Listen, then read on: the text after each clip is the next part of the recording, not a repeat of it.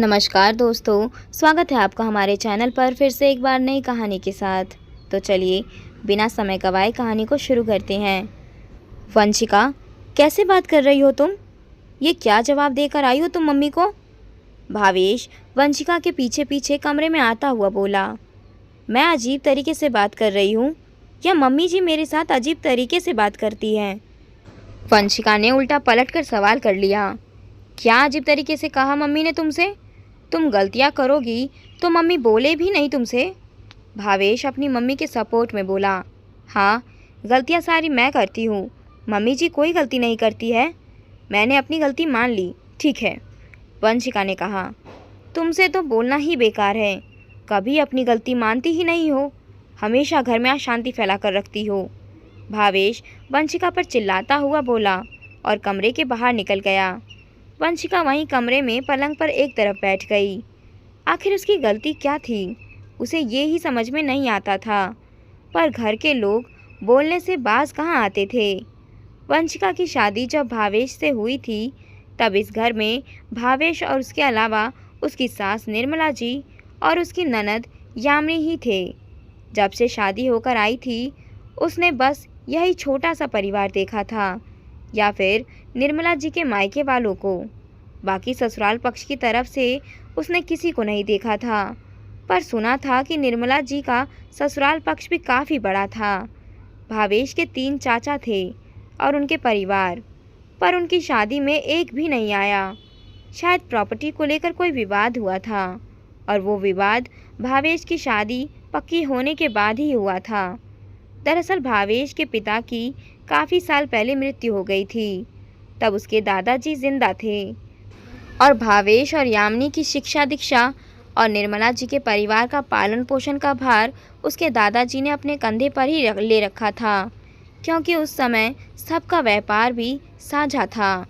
निर्मला जी ने तो कभी बाहर जाकर कमाया भी नहीं था, लेकिन अभी 2 साल पहले जब दादाजी की तबीयत ज़्यादा खराब हो गई तब उन्होंने अपनी संपत्ति का बंटवारा किया और उस बंटवारे में निर्मला जी के परिवार को अभी वो जिस मकान में रह रही थी वो मकान मिला था।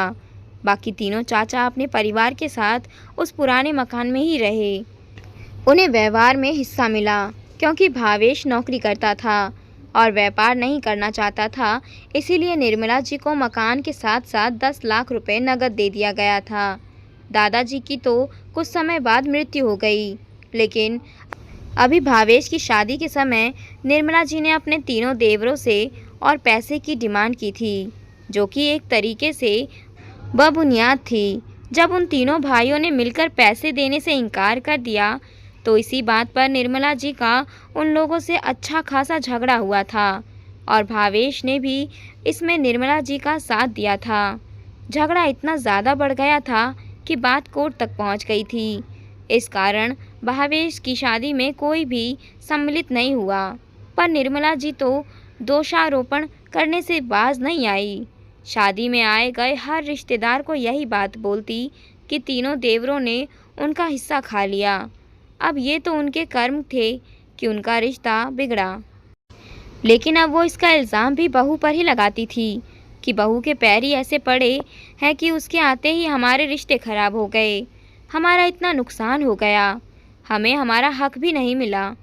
शुरू में तो फिर भी वंशिका चुप रह गई, लेकिन अब उससे ये बात बर्दाश्त नहीं होती थी। आज यही तो हुआ था। घर में निर्मला जी के मायके वाले आए हुए थे, सब कुछ ठीक चल रहा था। तभी मामा ससुर ने पूछा, क्या हुआ जीजी, कोई फैसला निकला हुआ क्या? तुम्हारे देवर पैसे देने को माने कि नहीं? सुनकर निर्मला जी बोली, अरे कहाँ, हमारा हक खाया है, वो चैन से नहीं रहेंगे। अरे आज जीजा जी होते तो जीजी को ये दिन देखना पड़ता क्या? सचमुच जीजी की किस्मत में तो दुख ही दुख लिखा है। मौसी सास भी हमदर्दी जताते हुए बोली, अरे सब मेरे ससुर की गलती है, अपने तीनों बेटों को तो भर भर के दे दिया और हमें क्या दिया, ये छोटा सा घर और कुछ रुपए। अगर वो चाहते तो हमें हमारा हक दे सकते थे। निर्मला जी ने कहा, अरे दीदी आप भी क्या कह रही हो, जो इस दुनिया में नहीं है उसे गाली दे रही हो, और कितना करना था। कितना कुछ तो कर दिया उन्होंने आपके लिए।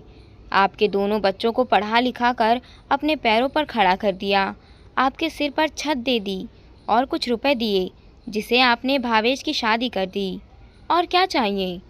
अब तो खुद कमाओ, मामी सास ने कहा। अपनी भाभी की बात सुनकर निर्मला जी ज़्यादा चिढ़ गई और बोली, भाभी, आप तो मुझे देख खुश नहीं होती हो। सब जानती हूँ, मैं अपना हक ही तो मांग रही हूँ, किसी और का नहीं। कहीं दोनों ननद भाभी ना लड़ पड़े, यह सोचकर मामा ससुर बोले, अरे जीजी, उसका कहने का ये मतलब नहीं है।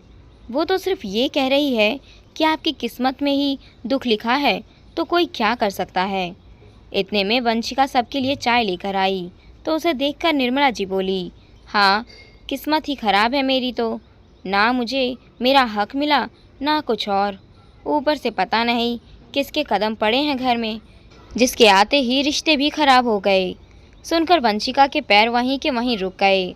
उसने कहा, मम्मी जी, मैंने क्या किया है? रिश्ते आप बिगाड़ रही हो। मैं तो आपके किसी रिश्तेदार को जानती भी नहीं। बस यही सब सुनने के लिए तो जिंदा थी मैं।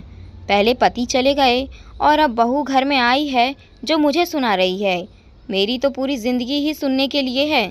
निर्मला जी ने अपना रोना शुरू कर दिया। मम्मी जी, आपके साथ पहले क्या हुआ था उसके लिए आपकी बहू जिम्मेदार नहीं है, और ना ही मुझे जिम्मेदार बनाइए। पैसा आप मांग रहे हो, लड़ाई झगड़ा आप कर रहे हो, लेकिन रिश्ते टूटने का इल्ज़ाम मुझ पर लगा रहे हो, वंशिका ने कहा।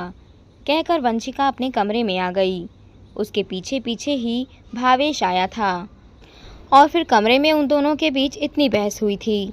खैर, निर्मला जी के रिश्तेदार तो चले गए, पर निर्मला जी मुंह फुलाए बैठी रही। उन्हें लगा था कि बहू उनसे माफ़ी मांगेगी, पर ऐसा नहीं हुआ। जब भावेश ने दोबारा उनसे माफ़ी मांगने के लिए वंशिका पर दबाव बनाना चाहा, तो वंशिका ने कहा, मैं माफ़ी नहीं मांगूंगी, मेरी कोई गलती नहीं है।